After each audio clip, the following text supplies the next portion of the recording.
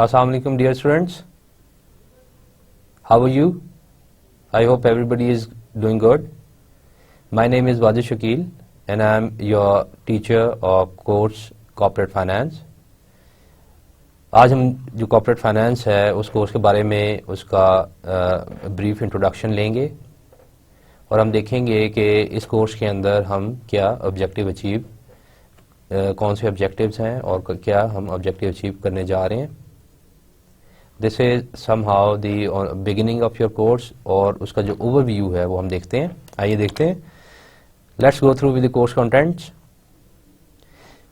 We going to discuss about what is corporation, क्योंकि जो corporate finance है उसके अंदर हम देखेंगे कि जो कॉर्पोरेशंस है, जो कॉर्पोरेट वर्ल्ड कैसे बिल्ड हुआ and how basically they are behaving, जिसके अंदर we going to study the large and the small enterprises as well. हमें पता है कि डिफरेंट बिजनेसेस चल रही हैं और डिफरेंट टाइप्स के, जैसे आपके पार्टनरशिप होल्डर भी हैं, आपके सोल प्रोप्राइटर भी हैं. उसके साथ जो कॉर्पोरेट फाइनेंस है it's basically struck with the corporations, और corporation by corporations obviously they have given a special choice कि जी वो एक्सटर्नल फाइनेंसिंग कर सकते हैं. They are private firms as well, जो नॉन लिस्टेड फर्म्स हैं, और जो they are public limited companies as well. तो हम इसके अंदर, क्योंकि corporate finance, dear students always remember this is a very critical course as far as financial matters are concern, क्योंकि हम यहाँ पे एंटरप्राइजेस के जो इश्यूज हैं वो डिस्कस करेंगे. और जब हम आगे चलेंगे, एक्सप्लोर करेंगे डिफरेंट कंटेंट्स, तो यू कम टू नो कि ग्रेविटी ऑफ द मैटर के that has very intense situation, जिसके अंदर हम देखेंगे कि जी एट टाइम्स के जो मैनेजर्स है how basically they should behave in order to correspond with whatever the objectives of it. Then we going to discuss the role of the financial manager. Now dear students, जो important चीज़ है वो ये consider करने वाली है कि जनाब आपकी जो कॉर्पोरेशंस हैं वो अकेले काम नहीं कर रही, ठीक है. और corporation basically that is a legal entity obviously. और हम इसको ये भी देखेंगे कि जनाब इसके अंदर जो काम करने वाले बंदे हैं, ठीक है, जो ह्यूमन कैपिटल काम कर रहा है, वर्कआउट कर रहा है, इंटेंजिबल के एसेट है जो कि इस कंपनी का, हाउ दे शुड बिहेव, उसका रोल क्या होना चाहिए, उसके कैसे एक्ट करना चाहिए, उसके ऑब्जेक्टिव्स जो अचीव हैं जो करने हैं उसने आगे जाकर जो उसको दिए गए हैं, आया कि वो कितनी उसमें एफर्ट पुट कर रहा है. So this is a important thing to study. और उसके लिए हम देखेंगे कि जो एक मैनेजर है जो किसी भी कॉर्पोरेशन का है, ठीक है, उसका क्या रोल होना चाहिए. और फिर हम देखेंगे कि जनाब उसका जो कैपिटल बजटिंग है या उसका फाइनेंशियल डिसीजन है वो कैसे उसको लेगा. तो इसी सिचुएशन के अंदर we try to find out कि हु इज़ दैट पर्सन जो कि is making strategies on the top level, और वो उसके जो सब ऑर्डिनेट्स हैं, उसके जो लार्जर इंटरप्राइजेज हैं, ठीक है, उसके अंदर वो कैसे वर्कआउट करते हैं और कैसे डिफ्रेंशिएट करते हैं, जिसके अंदर आपके हम देखेंगे हर बंदे का अपना रिस्पेक्टिव ड्यूटीज़ होगी गिवन है और वो कैसे आंसरेबल है. तो उसी असना के अंदर, क्योंकि हम कॉर्पोरेट फाइनेंस पढ़ रहे हैं, उसके अंदर जो कॉर्पोरेशंस हैं उनके अपने ऑब्जेक्टिव्स हैं, उनके अपने डिसीजंस हैं, तो वो सारे जो डिसीजंस हैं, ठीक है, वो कोई ना कोई बेनिफिट इन रिस्पॉन्सिव मैनर के अंदर कोई ना कोई बेनिफिट उस कॉर्पोरेशन को भी वापस दे रहे हैं. और फिर हम देखेंगे who is the financial manager, कि ये फाइनेंशियल मैनेजर कौन है, और वही के जो जिसके अंडर जो काम कर रहे हैं, आपके डिवीजन के अंदर कोई प्लानर बैठा है और वो प्लांट मैनेजर को चेक कर रहा है, या फिर आपके at the top level CFO या CEO of the company is basically dealing with the rest of the departments managers. तो ये जो सारी हायरार्की है हम वो डिस्कस करेंगे, क्योंकि इसी के अंदर anyone responsible for the significant investment और फाइनेंसिंग डिसीजन, ये जो वो बंदा है जो टॉप टियर पे होते हैं, they are basically the planners who formulate a strategy, जो कि एक अपॉर्चुनिटी एक्सट्रैक्ट करते हैं मार्केट के अंदर कि जनाब इस अगर कंपनी के अंदर अगर हम ये लेंगे तो हमें कितना बेनिफिट होगा, फ़ायदा होगा. तो बेसिकली वी ट्राई टू जज दैट पर्सनैलिटी एज वेल कि who is that person is, ठीक है. Then we try to look forward कि जी separation of ownership and the management and who has the power. Now dear students, जो corporations हैं वो corporations जो हैं ऑब्वियसली एक पूरा कॉर्पोरेट कल्चर है. There are different people who are engage in their respective duties and responsibilities. So obviously जो corporations है वो किसी ना किसी कोई ना कोई जो एक ग्रुप है, एक क्लास है of the people, they are basically owning them and somebody is there who is basically operating them. So this is a big entity जो कि एक ख़ास मैकेनिज़्म के साथ है, एक ख़ास मेथोडोलॉजी के साथ वर्कआउट कर रही है, और उसको जहाँ पे इंटरनल थ्रेट्स हैं वहाँ पे एक्सटर्नल थ्रेट्स हैं, और उन तमाम चीज़ों को वो चैलेंजेस को is basically just taking it up at a simultaneously basis at the same time. और उसके अंदर हम देखेंगे कि जी who got the power and who basically share the powers and who basically actually own that corporations. ठीक है, तो हम ये भी देखेंगे if that is a legal entity, उसकी क्या ऑब्लिगेशंस है, क्या ड्यूटीज़ है विद रिस्पेक्टिव जो भी उसकी टैक्स ऑब्लिगेशंस है, या फिर उसके रिस्पेक्टिव जो आपके शेयर होल्डर्स हैं और मैनेजमेंट है वो किधर आप बेसिकली उसको किस कैटेगरी में आप फॉल उसको करोगे. Then obviously we discuss about the financial market जो कि first hand and the second hand markets भी हम आमतौर पे कहते हैं, जिसको हम प्राइमरी मार्केट और सेकेंडरी मार्केट भी कहते हैं. और हम देखेंगे जो कॉर्पोरेट वर्ल्ड है, ऑब्वियसली कोई भी कॉर्पोरेशन बिग जायंट्स है, they cannot work without the existence of any market, you know. So there must be some market for them in order to they can easily trade. और trade किस पे करेंगे, obviously जो भी उन्होंने जो capital invest किया हुआ है किसी न किसी प्रोडक्शन का, मैन्युफैक्चरिंग का, कोई ना कोई एक वो प्रोडक्ट लाइन को उन्होंने एड्रेस किया हुआ है, और उसके लिए जो भी उन्होंने कैपिटल को रेज करना है और कहीं उन्होंने जो फाइनेंशियल डिसीजन लेने हैं, so that must be done in the capital market. और ये जो आपकी फाइनेंशियल मार्केट्स है that basically making it possible for them कि जी they can bring in different buyers and the sellers together at the single platform. इसकी वजह से इनको कॉस्ट बेनिफिट्स भी हैं, उनको फ़ायदे भी हैं. जितनी वायबल होगी, जितनी ट्रांसपेरेंट होगी फाइनेंशियल मार्केट, उतना ही जो बायर और सेलर है they are basically feel very comfortable in order to trade in that particular market. तो obviously वो जो financial market है उनका भी एक किरदार जो रोल है वो बड़ा इम्पॉर्टेंट है, और वो हम देखेंगे कि जनाब इस कोर्स के अंदर कि वो कैसे रिफ्लेक्ट करती है किसी भी कॉर्पोरेट के ऑब्जेक्टिव्स को अचीव करने में और उसको डिफाइन करने में. So financial markets are very important to discuss here.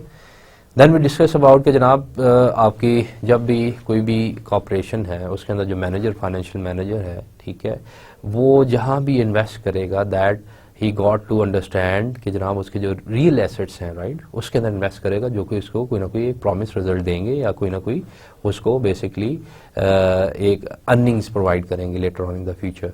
सो हमें पता है real asset that is basically the combination of intangible and tangible assets. उसी रिफ्लेक्शन के अंदर कि कैसे इन्वेस्ट करना है, कैसे उन्होंने इन्वेस्टमेंट प्रोसेस को लेकर आगे चलना है, और ऑब्वियसली उसके अंदर हम ये देखेंगे कि जनाब जो एक प्रेजेंट वैल्यू जो क्राइटेरिया है, यानी कि वो कहाँ फॉल होगा और क्यों हम उसको इतना इम्पोर्टेंस देंगे इस थ्योरी ऑफ वैल्यूएशन के अंदर या इस इन्वेस्टमेंट को जो भी वैल्यू आप कर रहे हो. क्योंकि आपके पास जो मैनेजर्स हैं ऑब्वियसली दे आर, अगर आप एक इंडिविजुअल की भी बात ले लें, any individual who is basically investing or who want to invest in the real estate, obviously अगर वो किसी एसेट के अंदर इन्वेस्ट करेगा that must be a physical existence, कोई tangible asset है, तो obviously he got to look around into the market कि जी उसकी क्या सेलिंग है, क्या बाइंग है, और सारे मैकेनिज्म को जहन में रखने से ये आइडिया होगा उसको कि यार जो भी प्राइस उसकी लगी है कि वो जस्टिफाइबल भी है कि नहीं है. सो ये सारी चीज़ें जो हैं, ये जो सवाल यहाँ पे रेज हो रहे हैं, इन सारों को हम देखेंगे उसी रिफ्लेक्शन के अंदर जो प्रेजेंट वैल्यू है वो आपको कैसे केटर करती है सारे टास्क को, कैसे फ़ायदेमंद होता है किसी भी मैनेजर को. ठीक है, now the net present value criteria हम देखेंगे कि जनाब जो प्रेजेंट वैल्यू माइनस जो इनिशियल इन्वेस्टमेंट है, हम देखेंगे कि ये जो नेट प्रेजेंट वैल्यू है what is this basically, you know, why it is that important. Now dear students, important चीज़ ये है कि जनाब आपके इसके अंदर कैपिटल गेन भी है. देखें कोई भी कॉर्पोरेशन है, कोई भी इंडिविजुअल है, ठीक है, जब उसके अंदर वो कहीं ना कहीं इनिशिएट करती है कोई भी इन्वेस्टमेंट प्लान के अंदर, तो उसको फ्यूचरिस्टिक बेनिफिट्स वो अपने जहन में रखेगी. ठीक है, तो ये जो नेट प्रेजेंट वैल्यू हम देखेंगे कि how we can relate it with the net contribution to the overall value of the firm, of the company, या किसी भी इंडिविजुअल का है जब वो इन्वेस्टमेंट करने जा रहा है. और उसी सिलसिले के अंदर हम देखेंगे कि जनाब उसकी जो आपकी इनिशियल आउटले है और फिर जो भी आपकी जो पे ऑफ्स हैं जो फ्यूचर के अंदर आपको मिल रहे हैं, जब आप उसको डिस्काउंट करोगे, जब आप प्रेजेंट वैल्यू के थ्रू वो चलोगे, तो वो आपको क्यों एक अच्छा और कंक्रीट और कोहेसिव प्लान और अंडरस्टैंडिंग बता देगी कि जनाब this is how it going to be evaluated, ठीक है। And then we going to discuss about if that is important what are the rules behind it, जिसके अंदर हम फिर ये स्टडी करेंगे कि जनाब नेट प्रेजेंट वैल्यू जो है उसका रूल क्या है, उसके रिजेक्शन या एक्सेप्टेंस क्राइटेरिया क्या है। क्योंकि अगर आपने मैनेजर हैं और आपको पता है अपना रोल, या फिर आपको you being a part of that corporation जिसने आपको टास्क दिया हुआ है कि you got to add into the value of that firm, benefit देना है किसी भी सिलसिले में, तो उसको कंफर्म करने के लिए net present value is one of the criteria. और उसके बाद उसका रूल क्या है, किस रूल के साथ आप फॉलो करते हुए उस नेट प्रेजेंट वैल्यू को लेकर चलेंगे। सो दिस इज़ वेरी इंपॉर्टेंट। हम उसकी अंडरस्टैंडिंग बनाएंगे, डेवलप करेंगे और इस चीज़ को एब्जॉर्ब करने की कोशिश करेंगे कि जो रूल है वो कैसे स्पेसिफाई हुआ है और इसकी जो वैलिडिटी है वो कितनी, इसकी क्रेडिबिलिटी है वो कितनी ज़्यादा है, कितनी अहम है, कितना इम्पोर्टेंट है ये। और इसी के साथ साथ हम देखेंगे जो आपका require rate of return rule है, जो आपका एक रेट ऑफ रिटर्न का रूल है, ठीक है, वो कैसे एप्लीकेबल होगा। और इसमें ही अपॉर्चुनिटी कॉस्ट ऑफ कैपिटल को हम स्टडी करेंगे और इसी के अंदर देखेंगे जनाब आपका जो रूल, ये जो दोनों रूल हैं, ठीक है, जब भी आप किसी इन्वेस्टमेंट के लिए जाएंगे या किसी भी वैल्यूएशन प्रोसेस के लिए जाएंगे तो ये आपको कितना फ़ायदेमंद, कितना बेनिफिशियल होगा ये, ठीक है, और कितना कंफर्मेशन आपको ये देंगे yes you are basically heading towards a right objective in a right direction. और उसी सिलसिले के अंदर रेट ऑफ रिटर्न अगर ग्रेटर हुआ कॉस्ट ऑफ कैपिटल से तो फिर आपको इसी रूल के बारे में फिर आइडिया होगा कि जनाब अच्छा ये जो आपका रेट ऑफ रिटर्न है, ठीक है, जो कि किसी भी लिहाज से कैपिटल गेन है या एक change percentage change in the values है जब भी आप किसी में इन्वेस्टमेंट करते हैं, तो how does it interpret when it is greater than the cost of capital. और उसी तरह जो कॉस्ट ऑफ कैपिटल को है हम ये स्टडी करेंगे बिट बाय बिट कि जनाब इसको हर्डल रेट या अपॉर्चुनिटी कॉस्ट क्यों कहते हैं, और ये जो cost of capital of that firm वो कैसे आप कंसीडर करेंगे, ठीक है, उसका क्या जितनी परसेंटेज है तो उसकी हम ये क्यों इंश्योर करें कि जनाब आप उसी इन्वेस्टमेंट के अंदर अप्लाई करें जिसके अंदर कॉस्ट ऑफ कैपिटल हमेशा कम से कम हो as compare to your rate of return. लेकिन अगेन इसकी कैलकुलेशन भी एक मीनिंगफुल टास्क है, इसकी कैलकुलेशन भी बड़ी क्रिटिकल है, बड़ी एफर्ट मांगती है, तो हम वो ड्यूरिंग दिस कोर्स इसको स्टडी करेंगे आगे चलते हुए। Now dear students, opportunity cost of capital is rate of an alternative investment opportunity having a similar risk. Again जो opportunity cost of capital है किसी भी कंपनी के अंदर वो एक प्रोजेक्ट के अंदर अप्लाई नहीं कर रहा, ठीक है, आपने किसी भी न्यू प्रोजेक्ट के अंदर जा रहे हो इन्वेस्टमेंट करने के लिए, आपके पास डिफरेंट अपॉर्चुनिटीज़ हैं, डिफरेंट ऑप्शंस है गिवन, तो यू गॉट टू कंसिडर कि जनाब उसका आया कि जो रिस्क है हर जो प्रोजेक्ट का है, ठीक है, वो कैसा है, आया कि उसके अंदर कोई सिमिलैरिटी है। तो ये सारी जो चीज़ें हैं जो भी आपके पास अल्टरनेटिव्स हैं डिफरेंट, ठीक है, जो आपके पास जो कंपनी के पास होते हैं being a financial manager of that company, you can easily address how you can easily address in A proper way कि जनाब उसकी जो रिस्क की सिमिलैरिटी अगर वो आप देखेंगे या उसको फाइंड आउट करेंगे तो you can easily find out कि जी इसकी अपॉर्चुनिटी कॉस्ट ऑफ कैपिटल क्या होनी चाहिए। क्योंकि हम ये देखेंगे कि जो अपॉर्चुनिटी कॉस्ट ऑफ कैपिटल है तो ये किस लिहाज से आप किस अल्टरनेटिव अपॉर्चुनिटी की बात कर रहे हैं और किस तरह ये इक्वेट करेंगे या कैसे आप इसको एड्रेस करेंगे इशू को। फिर हम देखेंगे कि जनाब आपके इन्वेस्टमेंट और कंजम्पशन जो क्राइटेरिया है वो देखेंगे, क्योंकि किसी भी ऑर्गेनाइजेशन के अंदर आपके पास डिफरेंट पर्सपेक्टिव के डिफरेंट शेयर होल्डर या प्रेफरेंस जिसे कहते हैं आमतौर पे इन्वेस्टर्स की प्रेफरेंसेस चल रही होती हैं, ठीक है, उनके डिफरेंट ख्यालात होते हैं। जैसे few of them they might said कि जनाब हाँ मैं जो भी इन्वेस्टमेंट करूंगा तो इन्वेस्टमेंट के बाद ऑब्वियसली इसको होल्ड करूंगा और फ्यूचर के अंदर उसको कंज्यूम करूंगा। लेकिन व्हाट अबाउट कि जनाब आपने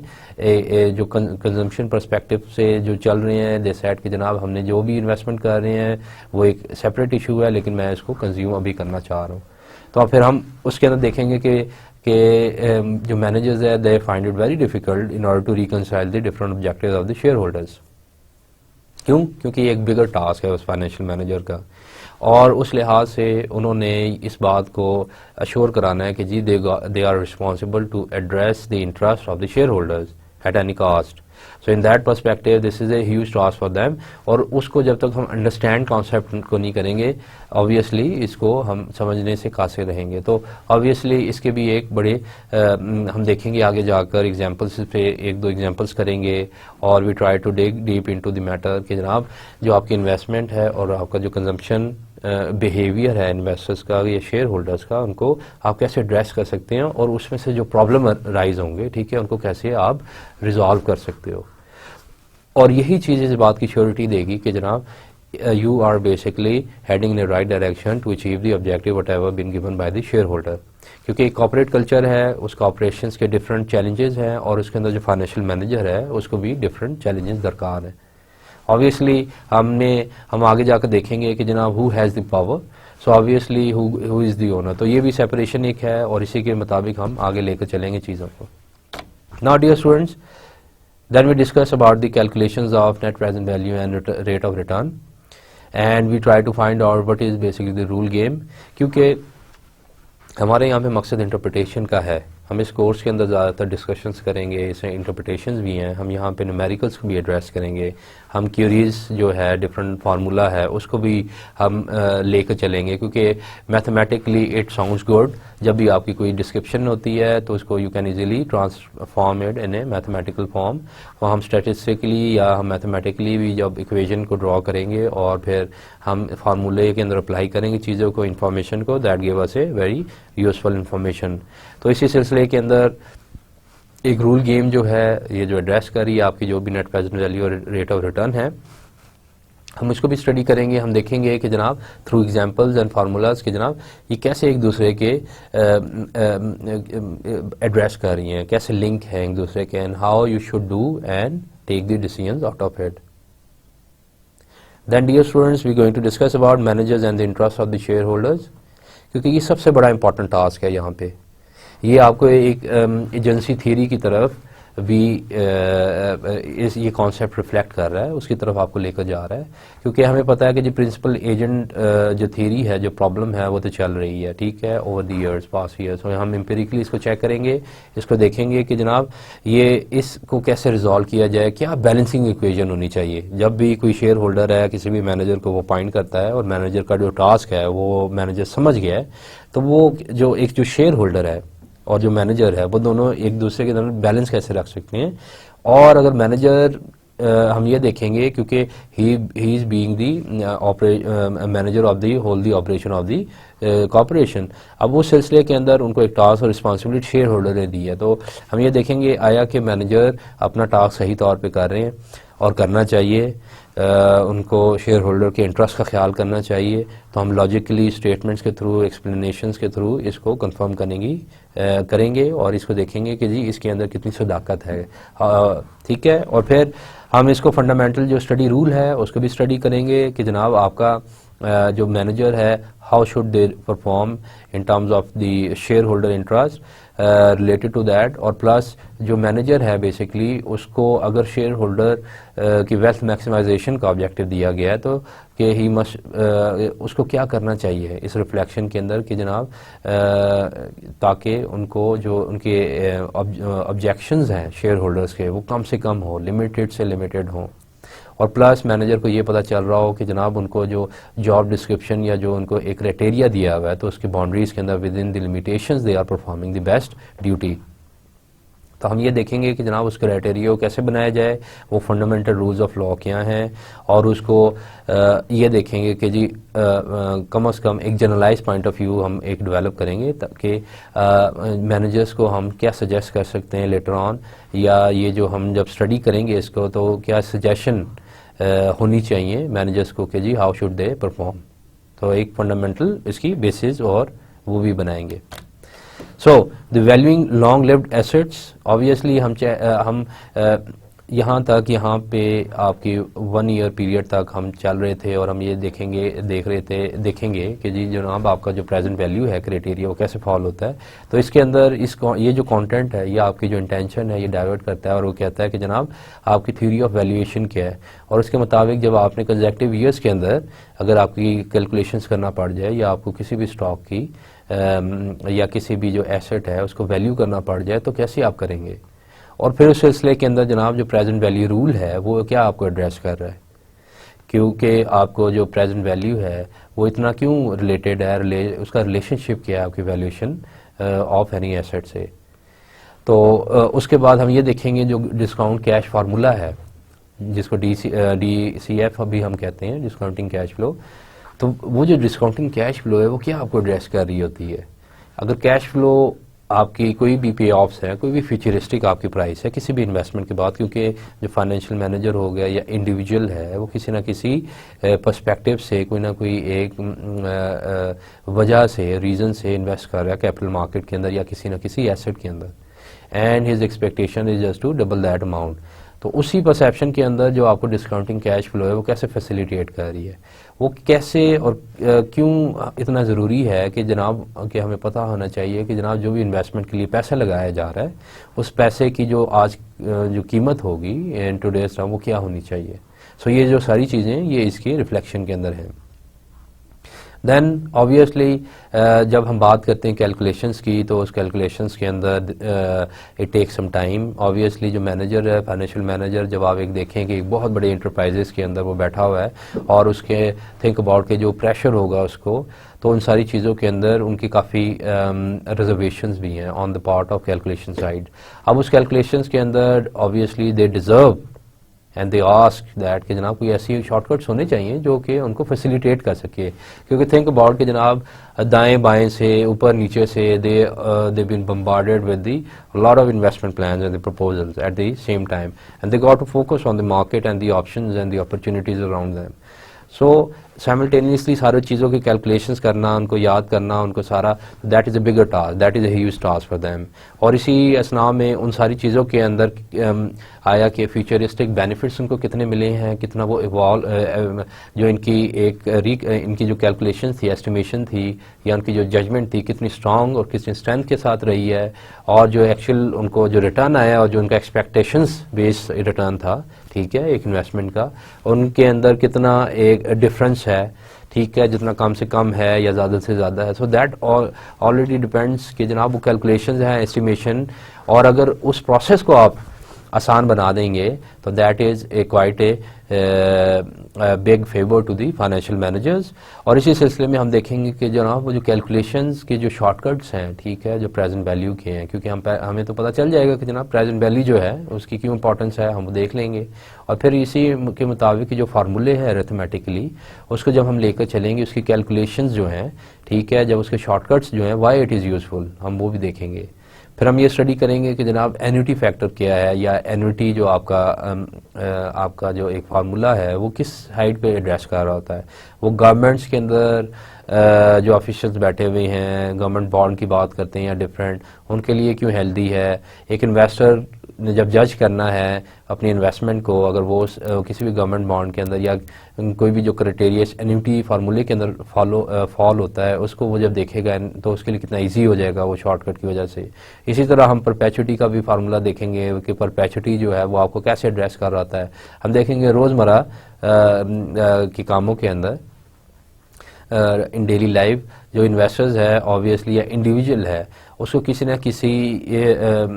तौर पे कोई ना कोई फंड्स की ज़रूरत पड़ रही होती है। उस फंड्स के अंदर कोई ना कोई कमिटमेंट आ जाती है। अब उस कमिटमेंट के अंदर लेट से अगर वो एक सर्टेन पीरियड के लिए कोई ना कोई लोन लेता है या कहीं ना कहीं इन्वेस्टमेंट करने जा रहा है, तो ऑब्वियसली वो इंटरेस्टेड होगा कि जनाब अगर मैं एक स्पेसिफिक पीरियड के लिए 5 साल के लिए इन्वेस्ट करने जा रहा हूँ, 10 के लिए करने जा रहा हूँ, या किसी एसेट में किया जो कि 10 साल के बाद मेरी ओनरशिप के अंदर आ रही है, तो आया कि this is a good investment और नॉट। तो ये जो सारी शॉर्टकट्स हैं ये आपको इस चीज़ की तरफ लेकर जाते हैं कि वो जो फाइनेंशियल मैनेजर्स हैं इन्होंने जो शॉर्ट टर्म फाइनेंशियल डिसीजन लेने हैं, जो उन्होंने रेज अप करना है, जो इन्वेस्टमेंट डिसीजंस हैं, तो उन कॉर्पोरेट्स के लिए भी बड़ा इजी हो जाता है। तो हम वो देखेंगे कि जनाब इनकी जो शॉर्टकट्स हैं why how they do it basically, और ये कैसे इनकी इंटरप्रिटेशन होती है।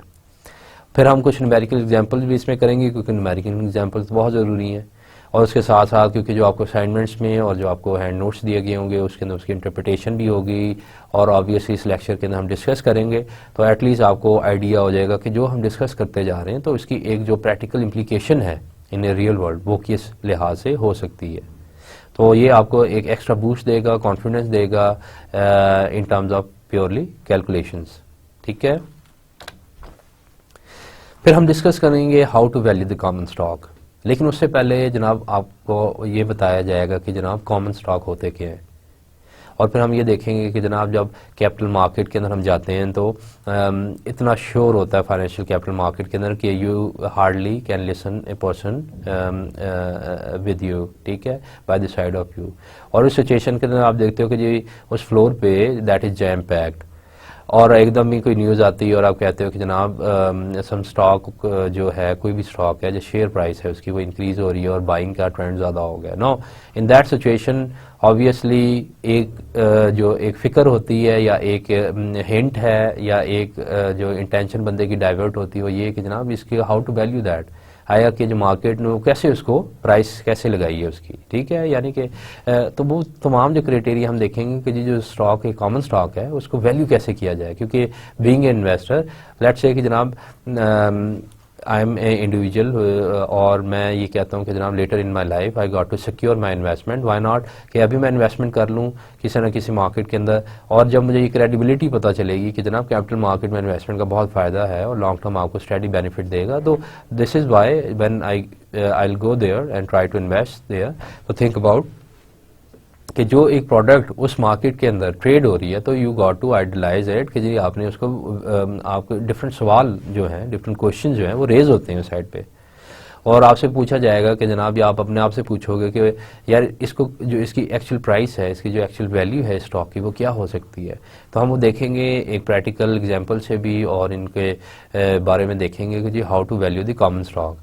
और ये कुछ भी कोई भी हो सकता है कॉमन स्टॉक। लेट्स से कि जी आप आरिफ हबीब की, निशात चुनिया की बात कर रहे हैं, आप यूनिलीवर की बात कर रहे हैं, आप पाकिस्तान की मार्केट के अंदर कोई भी कंपनी है जो स्टॉक है जो ट्रेड हो रहा है, आपकी इस्लामाबाद स्टॉक एक्सचेंज मार्केट है, आपकी कराची स्टॉक एक्सचेंज मार्केट है, आपकी लाहौर स्टॉक एक्सचेंज मार्केट है, तो उसके अंदर आपका इंटरेस्ट क्या अगर होता है कि जी you get interested to invest any certain specific stocks, तो उसको कैसे वैल्यू किया जाए। फिर हम देखेंगे जनाब उसी के अंदर जो कैपिटल मार्केट्स के अंदर कि कैसे वो फ्लक्चुएट कहती है, कैसे वो प्राइस करती है उसको, क्योंकि this is very important. Again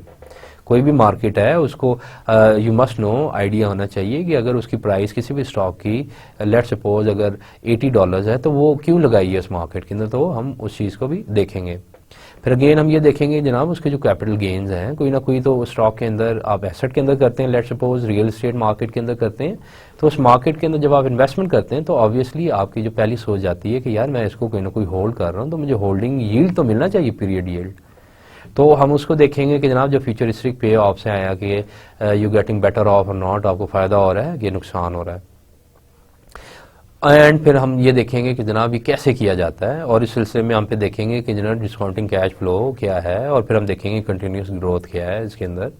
जो सारी चीज़ें हैं जो आपकी ग्रोथ अपॉर्चुनिटीज़ की तरफ भी हैं, ये फिर आपकी जो डिस्काउंटिंग कैश फ्लो है ये इसका मकसद क्या है। अगर आप इसको डिस्काउंट करना चाह रहे हैं तो आप क्या देखना चाह रहे हैं इस कॉमन स्टॉक के वैल्यू के अंदर, और इसकी प्रैक्टिकल इम्प्लीकेशन कितनी हद तक है, तो हम वो सारी चीज़ें इसके अंदर डिस्कस करेंगे।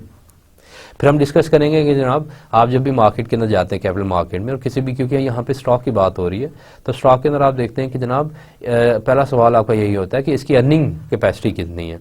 तो फिर आपका ध्यान जाता है कि जी डिफरेंट आप इसकी अर्निंग्स फिगर ले लें या अर्निंग्स रेशियो की तरफ आप चले जाते हैं, तो हम ये देखेंगे डिफरेंट के जनाब इसकी जो डिविडेंड यील्ड है उसका प्रोसेस देखेंगे, क्योंकि डिविडेंड हमें पता है किसी भी कॉमन स्टॉक के अंदर जो भी उसको बोनसेस मिलते हैं या जो भी एक आपकी अर्निंग अपॉर्चुनिटी है, ठीक है, उसके ऊपर जो भी स्टॉक आपने रखा है तो एक बोनस है आपको, एक आपकी उसके ऊपर you earn something on it. So this is basically earnings आप कह लो कि this is basically dividend on that stock. लेकिन इसी के मुताबिक जो डिविडेंड यील्ड है वाई इट इज़ इंपॉर्टेंट, और वही जो हम कैपिटलाइजेशन रेट है उसको हम स्टडी करेंगे। और फिर हम ये देखेंगे जो मार्केट कैपिटलाइजेशन का जो कॉन्सेप्ट है वो किसी भी स्टॉक के अंदर किसी भी कंपनी का वो हम कैसे फिगर आउट कर सकते हैं,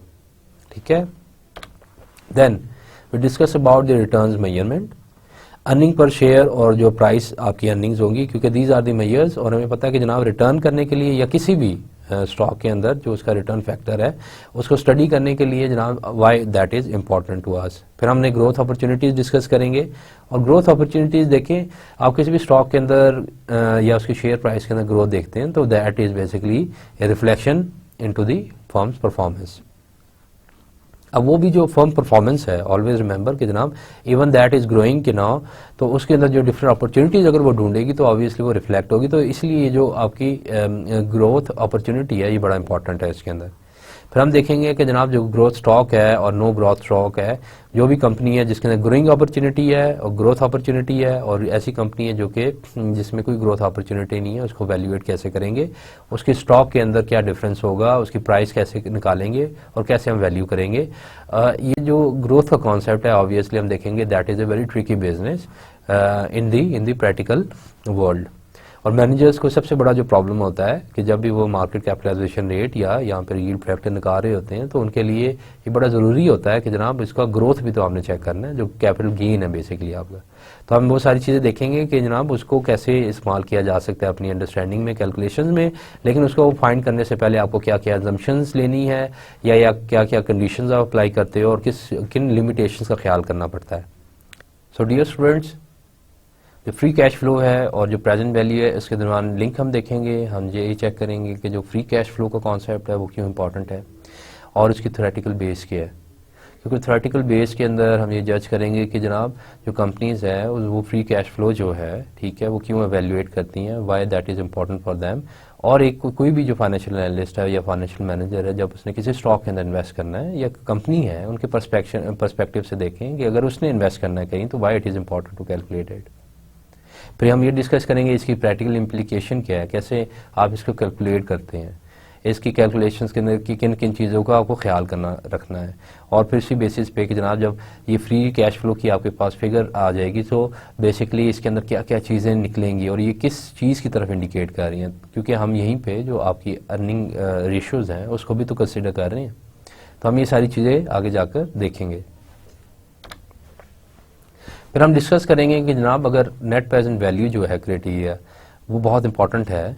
और उसकी क्रेडिबिलिटी काफ़ी है, क्योंकि हम यहाँ तक आते हुए एक आइडिया जनरेट कर लेंगे कि जनाब आपकी जो नेट प्रेजेंट वैल्यू है कहाँ तक वो इम्पॉर्टेंट है और कंसीडर करनी चाहिए। तो फिर साथ साथ क्यों ना हम उन चीज़ों को भी देखें जो कि ऐसे मेथड्स हैं, ऐसे फाइनेंशियल टूल्स हैं जो कि किसी न किसी तरह फाइनेंशियल मैनेजर को उसके जो डिसीजन मेकिंग प्रोसेस के अंदर असिस्ट कर रहे होते हैं। तो हम ये देखेंगे, जज करेंगे कि जनाब एनपीवी जो नेट प्रेजेंट वैल्यू क्राइटेरिया आपका आया कि वो सबसे बेहतर है कि ये जो बाकी जो कंपेटिटर्स हैं या जो टूल्स हैं जो हम देखेंगे जिसके अंदर पे बैक पीरियड है, जिसमें हम देखेंगे दी बुक रेट ऑफ रिटर्न क्या कहती है, फिर उसके हम देखेंगे इंटरनल रेट ऑफ रिटर्न क्या है और प्रॉफिटेबिलिटी इंडेक्स क्या है। तो ये जो सारी चीज़ें हैं कुछ हम देखेंगे मार्केट प्राइसेस से क्या है, कुछ देखेंगे यहाँ से कि बुक वैल्यूज़ कैसे इंटरप्रेट कर रहे हैं और क्या अपने फैक्ट्स एंड फिगर्स हैं। फिर हम डिस्कस करेंगे जो सबसे जो क्लोजेस्ट है, जो इसका आप कह लें कि जनाब जो सेकंड पार्टनर है, second to the NPV in terms of judging any और valuation of any investment plan. तो उसमें हम देखेंगे जो इंटरनल रेट ऑफ रिटर्न है वो क्या है और उसके पिटफॉल्स क्या हैं, क्या लिमिटेशंस हैं, किन जगहों पे जाकर उसकी जो परफॉर्मेंस है वो क्वेश्चनेबल हो जाती है। ठीक है, क्योंकि ये बड़ा इंपॉर्टेंट है, ये एक प्रैक्टिकल इम्प्लीकेशन है, ये एक practical basically this is something very very important for the practitioners in the corporate world. और जब भी आप किसी भी इन्वेस्टमेंट को कंसिडर कर रहे होते हैं, किसी भी प्रपोजल को लेकर चल रहे होते हैं, तो उस प्रपोजल के जो एसेंस है that is based on those calculations. तो हम वो सारी चीज़ें देखेंगे। तो then we discuss about what to discount, कि हम डिस्काउंट क्या करें, कौन सी चीज़ को डिस्काउंट करनी चाहिए, कैश फ्लो ही क्यों बार बार हम बात कर रहे होते हैं, या कोई भी कंपनी है उसके जो पे ऑफ्स हैं उसको एस्टिमेशन हम कैश फ्लो से क्यों कर रहे होते हैं। तो that why the cash flow statement is very important. और ये हमेशा याद रखें, हम ये देखेंगे कि जो कैश फ्लो है, जो अकाउंटेंट है या आपकी जो कंपनी का है उस पर कितना बड़ा बर्डन है, कैश मैनेजमेंट जो प्रोसेस चला रहा होता है ट्रेजरर उसका क्या है। तो ये सारी चीज़ें वाई दैट इज़ इम्पॉर्टेंट। फिर हम देखेंगे इन्फ्लेशन का कितना रोल है, जो भी एक आप एस्टिमेशन कर रहे हैं, क्योंकि फ्यूचरिस्टिक एस्टिमेशन है और कैश फ्लो की आप बात कर रहे हैं जो कि आपको पे ऑफ्स के बारे में बता रहा है। तो हम वो देखेंगे जो भी आपके पे ऑफ्स हैं, ठीक है, उसके अंदर इन्फ्लेशन का क्या लेना देना है, इन्फ्लेशन कैसे इफेक्ट करती है। और फिर हम साथ देखेंगे जो भी इंक्रीमेंटल कैश फ्लोज क्राइटेरिया है वो कब इशू एड्रेस होता है, जिसको आमतौर पे हम देखेंगे कि जनाब प्रोजेक्ट इटरेशन प्रोसेस क्या होता है या वो क्या सिचुएशन है। तो इस सिलसिले के अंदर जो इंक्रीमेंटल कैश फ्लो है वो आपको कितना फ़ायदेमंद होती है आपकी कैलकुलेशंस के अंदर, या आमतौर पे आप इसको कहते हो कि दिस इज समहाउ कि जब आप उसके पिटफॉल्स डिस्कस करते हैं IRR के जो इंटरनल रेट ऑफ रिटर्न है तो उसकी मॉडिफिकेशन रूल क्या है। फिर जनाब हम केस करेंगे, केस एक डिस्कस करेंगे, ठीक है, that is basically very important as well, क्योंकि रियलिस्टिक जो केसेस हैं वो आपको मज़ीद एक अच्छा फीडबैक देते हैं। कैलकुलेशन जब आप करते हैं कि जो कि कमेंट्स हैं स्कॉलर्स के या जो प्रैक्टिशनर्स के हैं, आप उसको मज़ीद एवेलुएट करते हैं, तो when you go through with this case you then grasp the whole idea concept, जो कि हम प्रीवियस डिस्कशंस के अंदर वैल्यूएशन क्राइटेरिया के ही रिलेटेड हम जो डिस्कस करेंगे, तो वो आपको जो प्रोजेक्ट है काफ़ी हद तक आपको उसका कॉन्सेप्ट भी दे देगा। नौ उसके मुताबिक हम देखेंगे इसी केस के अंदर जो डेप्रिसिएशन है या टैक्स इफेक्ट है वो क्या क्या आपके जो एनालिसिस के अंदर या वैल्यूएशन ऑफ दैट प्रोजेक्ट में क्या इफेक्ट डाल सकता है। हम देखेंगे इसमें स्ट्रेट लाइन मेथड जो है डेप्रिसिएशन वो कैसे इम्पैक्ट करता है, या आपका डबल डिक्लाइनिंग मेथड है, और फिर उसके मुताबिक हम टैक्स रेट जो इफेक्ट है उसको स्टडी करेंगे। फिर हम डिस्कस करेंगे जनाब प्रोजेक्ट जो है analysis, that is what is basically that suggest you. और प्रोजेक्ट एनालिसिस करने के लिए जो प्रोजेक्ट आपका एनालिस्ट है, राइट, आया कि वो एक गो के अंदर कर लेता है, it is that sort of a line जो कि once you get on that is basically been done straight away, या इसके कुछ हर्डल्स हैं, कुछ पिटफॉल्स हैं, या कोई लिमिटेशंस है, कोई कंडीशंस हैं, या दैट इज़ वेरी हार्ड, या उसमें कितना परसेंट जो जजमेंट्स हैं एस्टिमेशंस है उस पर बेस करता है, if that is easier task और it's a hard one. So we going to see through कि जो प्रोजेक्ट एनालिसिस है इन जनरल पर्सपेक्टिव में, जब हम कॉर्पोरेशंस की बात करते हैं रियल वर्ल्ड के, how they basically take up anything, any investment plan as a project, ठीक है। और उसके बाद हम देखेंगे प्रोजेक्ट इंट्रैक्शन क्या है, और इसके अंदर जनाब इक्विवेलेंट क्या एनुअल कॉस्ट क्या होती है आपकी, why we try to find out the equivalent cash annual cost. फिर उसके बाद हम डिस्कस करेंगे कि जो आपके रिप्लेसमेंट्स हैं, ठीक है, रिप्लेसमेंट आपको किस तरह और क्या वो सजेस्ट कर रही होती है। फिर हम डिस्कस करेंगे कि जनाब प्रोजेक्ट जो इंटरेक्शंस हैं, ठीक है, how that is somehow going to affect your process of decision making process in the investment. फिर हम टाइमिंग की डिस्कस करेंगे, time horizon is another limitation, another factor to consider. Fluctuating load factor भी हम check करेंगे कि जनाब ये भी क्या चीज़ होती है इन टर्म्स ऑफ प्रोजेक्ट एनालिसिस के अंदर।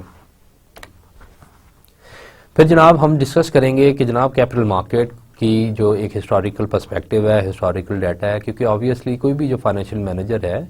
वो कोई भी एक जो गेम प्लान या इन्वेस्टमेंट लेकर आ रहा है तो ऑब्वियसली उसको इंटरेक्ट तो करना है फाइनेंशियल मार्केट के अंदर, कैपिटल मार्केट के अंदर। अब इसी लिहाज से जो एक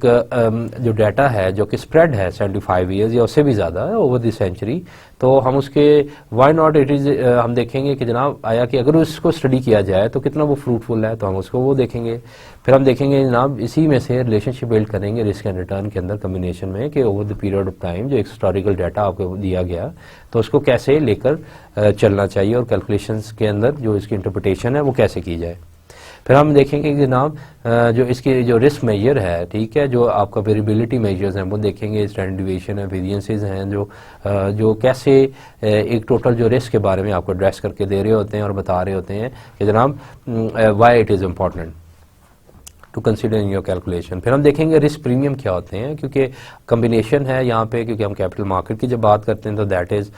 अगर हम यहाँ पे कंसिडर कर रहे हैं कि जनाब रिस्क एग्जिस्ट करता है तो ऑब्वियसली, और रिस्क को ही मेजर कर रहे हैं तो वाई नॉट कीजिए उसके अगेंस्ट कोई प्रीमियम मिलना चाहिए कि नहीं, तो हम उसको स्टडी करेंगे। फिर हम देखेंगे जनाब जो पोर्टफोलियो रिस्क मैनेजमेंट है, measuring of the portfolio risk है, ठीक है, तो वो जो स्टॉक रिटर्न्स हैं हम देखेंगे कि जनाब एंड और उसका रिस्क देखेंगे स्टॉक का इंडिविजुअल, और फिर हम एक गेम भी देखेंगे कॉइन गेन, और जो कॉइन गेम है और उसमें हम देखेंगे कि जनाब रोल ऑफ द प्रोबेबिलिटी क्या है। फिर मार्केट रिटर्न्स को भी हम एड्रेस करेंगे कि जो मार्केट एक्सपेक्टेड रिटर्न्स है with along with the coins game, ठीक है, तो वो कैसे रिलेट हम कर सकते हैं इसको।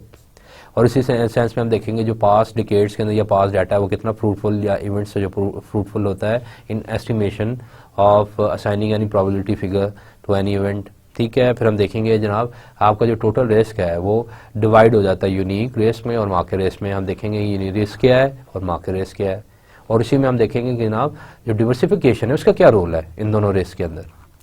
ठीक है।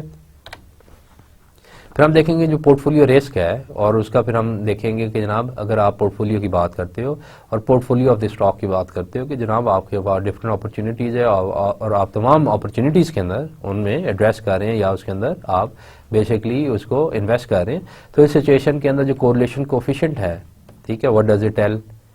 और जो कोरिलेशन कोफिशिएंट है उसका क्या रोल होना चाहिए पोर्टफोलियो के अंदर, कैसे इफेक्ट करना चाहिए, हम उसकी रेंज देखेंगे, हम उसके प्रैक्टिकल इम्प्लीकेशन देखेंगे, फाइंड करेंगे, और फिर ये देखेंगे आया कि जो उनकी ओवरऑल वॉलेटिलिटी है जो पोर्टफोलियो की, ठीक है, या वेरिएबिलिटी है, आया कि उसमें कितना चेंज आता है, डिफरेंस आया कि नहीं।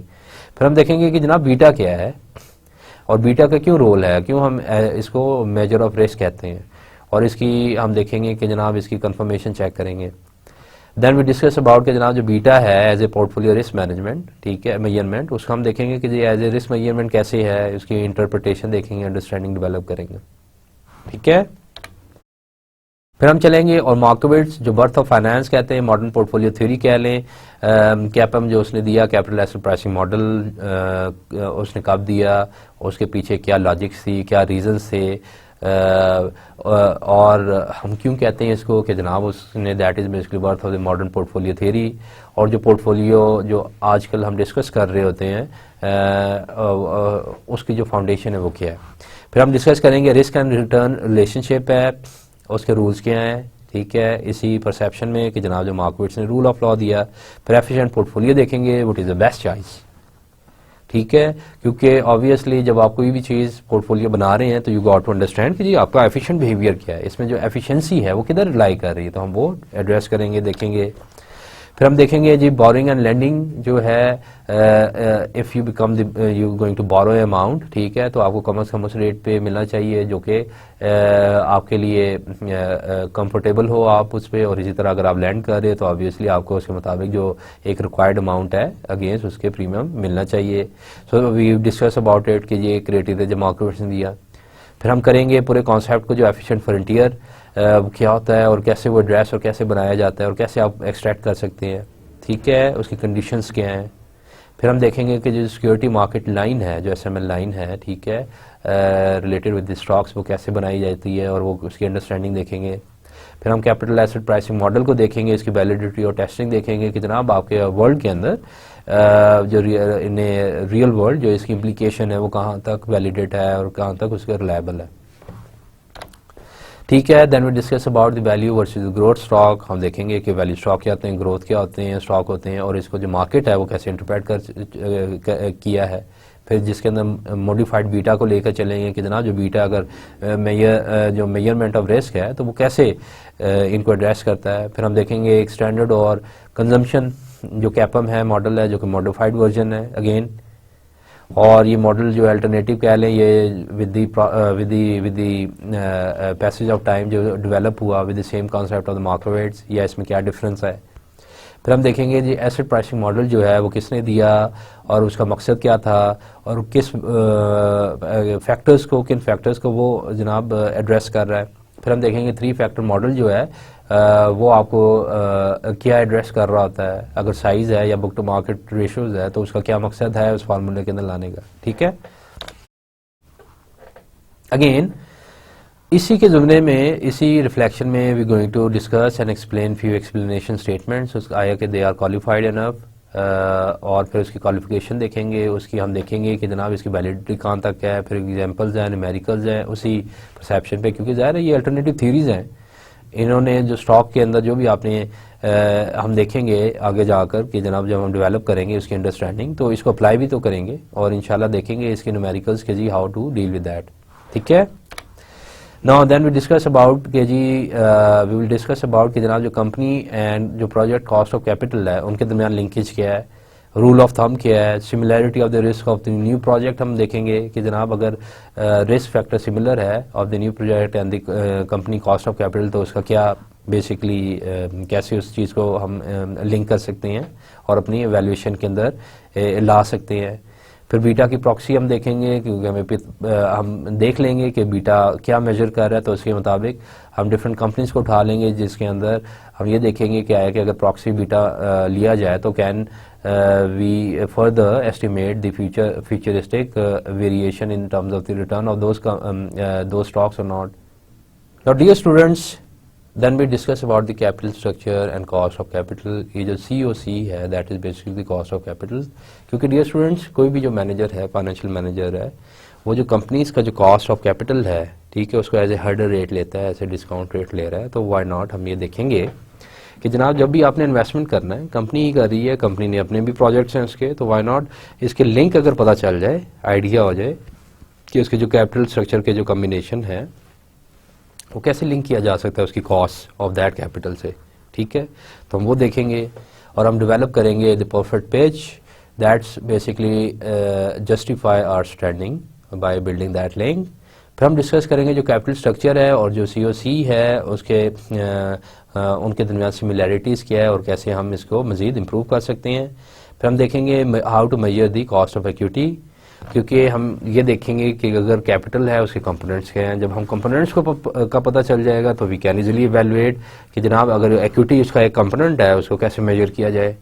अगर इक्विटी को मेजर कर रहे हैं तो हमें पता चल जाएगा कि जनाब जो आपका जो लीवरेज साइड है या गियरिंग है, जिसको आमतौर पे हम कहते हैं कि जो डेट की परसेंटेज है उस कैपिटल स्ट्रक्चर में, वो कैसे इन्फ्लुएंस डालती है, कैसे इफेक्ट करेगी इक्विटी पे.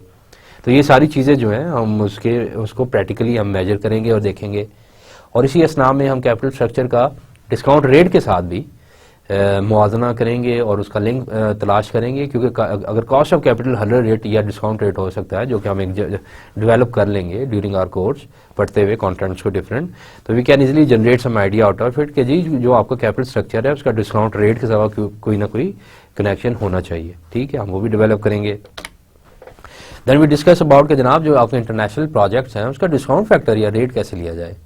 क्योंकि ऑब्वियसली कॉर्पोरेट वर्ल्ड के अंदर है, कॉर्पोरेट्स के डिफरेंट प्लान्स आउट हैं, उनके अपने प्रपोजल्स हैं, वो विद इन दी डोमेस्टिक भी प्रोजेक्ट्स हैं या वो फिर जनाब क्रॉस द बॉर्डर भी हैं,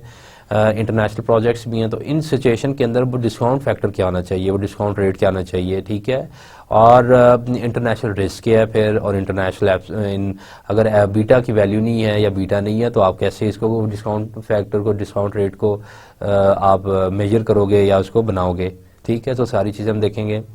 फिर एसेट बीटा की एक दो एग्जांपल्स हम हैं वो हम डिस्कस करेंगे. This is very important in order to understand कि जनाब जो आपका कैपिटल स्ट्रक्चर है उसके अंदर अगर एसेट है तो उसके अंदर अगर बीटा की एसेट आ जाए, बीटा एसेट कैसे फाइंड करेंगे. फिर हम देखेंगे कि जो लिंक है, जो रिस्क है, जो आपका डिस्काउंटिंग कैश फ्लो है या जो आपकी सर्टेनिटी इक्विवेलेंट कैश फ्लोज हैं, ठीक है, उसका कॉन्सेप्ट देखेंगे. पहले तो हम ये देखेंगे सर्टेनिटी इक्विवेलेंट कैश फ्लो हम क्यों फाइंड करते हैं, और फिर हम इसको देखेंगे, रिलेट करेंगे कि इसमें से रिस्क के साथ क्या इसका कनेक्शन रिलेशनशिप है, और फिर डिस्काउंटिंग कैश फ्लो के दरमियान हम कैसे इसको फिक्स करेंगे. ठीक है, तो उसकी भी एग्जाम्पल करेंगे. लेकिन साथ ही उसके बाद हम ये भी चेक करेंगे जो मार्केट वैल्यू है, ठीक है, किसी भी स्टॉक की, किसी भी एसेट की, तो एक्चुअल वो देखेंगे कि जी एक्चुअल उसकी मार्केट वैल्यू क्या है. और हम ये देखेंगे कि जनाब मार्केट वैल्यू या मार्केट क्यों इंपॉर्टेंट होती है, कौन सी वो कंडीशंस हैं, सिचुएशंस हैं जहाँ पे मार्केट कि अगर वो वैल्यू करे स्टॉक को तो वो हमें उसकी इंपॉर्टेंस का पता चल जाता है. तो हम वो देखेंगे और फिर हम एक केस भी डिस्कस करेंगे जो कि डिपार्टमेंट स्टोर का होगा और वैल्यूएट करेंगे उसको, उसका रेंट और इनकम भी चेक करेंगे कि उसकी मुआवजना करेंगे क्या है कि इन्वेस्टमेंट हेल्दियर है कि नहीं है. क्योंकि ऑब्वियसली अगर डिपार्टमेंटल स्टोर की हमने बात की है तो उसको हम रेंटेड भी दे सकते हैं या फिर आप खुद भी ऑपरेशनलाइज कर सकते हो, तो हम उसका मुआवजना करेंगे. ठीक है, फिर हम एग्जाम्पल देखेंगे how to price that stock of the gold. तो जो गोल्ड है उसके स्टॉक को जब हम प्राइस करेंगे उसको हम we going to price them up, उसका क्या क्राइटेरिया, हाउ टू वैल्यूएट, और मार्केट कैसे उसको प्राइस करती है. तो this is very important again. और फिर हम एक जनाब एक एग्जांपल करेंगे, एक केस करेंगे गोल्ड माइन का, उसको गो थ्रू करेंगे और उसकी रियल टर्म वैल्यूएशन चेक करेंगे कि जनाब अगर बीइंग इन्वेस्टर अगर इन्वेस्टमेंट करने जा रहे हैं गोल्ड माइन के अंदर या किसी भी ऐसी कमोडिटी के अंदर जो कि आपको जो कि that needs some fundamental understanding and that is very critical for your future benefits, अगर आप उसको रखें जहन के अंदर, क्योंकि that ask for the huge investment. तो इस सिलसिले के अंदर के उस केस को हम पूरा मुकम्मल तौर पे स्टडी करेंगे, देखेंगे कि जनाब उसकी एक्चुअल वर्थ या वैल्यू क्या हो सकती है और क्या होनी चाहिए और क्या अर्निंग्स आप इसमें से ले सकते हैं। फिर हम देखेंगे कि जनाब इसके जो इश्यूज़ हैं, प्रॉब्लम्स हैं, कैसे सॉल्व किए जा सकते हैं, जिसमें हम मार्केट को देखेंगे और कि कैसे वो रिजॉल्व कर रहा है इस इशू को। फिर उसके credit worthiness of the buyer check करेंगे और फिक्स प्राइस मार्केट को भी स्टडी करेंगे इसी रिफ्लेक्शन में। फिर हम करेंगे फोरकास्टिंग इकोनॉमिक रेंट्स, ये क्या होता है, और ये जो कंपेटिटिव एडवांटेजेस की हम बात करते हैं, इकोनॉमिक रेंट की बात करते हैं, किसी भी बिजनेस की, किसी भी कंपनी की क्या है कि अगर उसके पास एडवांटेज है तो वो इसको कैसे हम ट्रांसफॉर्म कर सकते हैं इस इंफॉर्मेशन को टू दी इकोनॉमिक रेंट। ठीक है, देन जहाँ पे हमने कैलकुलेशंस की साइड पे देखना है वहाँ पे हमने ये भी स्टडी करना है कि जनाब एक हैवियर इन्वेस्टमेंट आपकी उसको अवॉइड क्या कहाँ तक की जाए और कैसे किया जाए। ठीक है, तो हम इसके अंदर एक अज्यूम करेंगे कि जनाब लेट्स सपोज कि आपके पास 100 मिलियन एक इन्वेस्टमेंट है, तो उस जो एक मिस्टेक आप करने जा रहे हो या उसमें लॉस जो आ रहा है तो आप कैसे अवॉइड कर सकते हो। और उसको फिर हम प्रैक्टिकली देखेंगे कि जनाब अगर कंपनीज की बात हो रही है और उसके अंदर फिर हम स्प्रेड देखेंगे, इसका सिंपल कैलकुलेशन वर्जन देखेंगे और उसी स्प्रेड का हम कंपेटिटिव वर्जन भी देखेंगे। फिर हम जनाब एक और केस स्टडी करेंगे मार्वन एंटरप्राइज का, और उसमें हम कंक्लूजन ड्रॉ करेंगे कि पहला कंक्लूजन किसकी तरफ रिफ्लेक्ट कर रहा है, दूसरा किसकी तरफ कर रहा है, तीसरा किसकी तरफ कर रहा है, चौथा किसकी तरफ कर रहा है, पांचवा किसकी तरफ कर रहा है। और फिर जो लेसन्स आप उस मार्वन एंटरप्राइज से ले सकते हैं हम वो भी कंसीडर करेंगे कि जनाब उस लेसन्स के अंदर एक्चुअल टर्म के अंदर, रियलिटी के अंदर कौन कौन से पॉइंट ऑफ व्यू होंगे, क्योंकि जिसमें हम ऑप्टिमिस्टिक पॉइंट देखेंगे, पेसिमिस्टिक पॉइंट भी देखेंगे और फाइनेंशियल एनालिस्ट का भी पॉइंट ऑफ व्यू लेंगे जो कि हमें एक अच्छी अंडरस्टैंडिंग डेवलप कर देंगे बात के अंदर। ठीक है, then we discuss about the capital investment process, क्योंकि डियर स्टूडेंट जो कैपिटल इन्वेस्टमेंट प्रोसेस है जस्ट ट्राई टू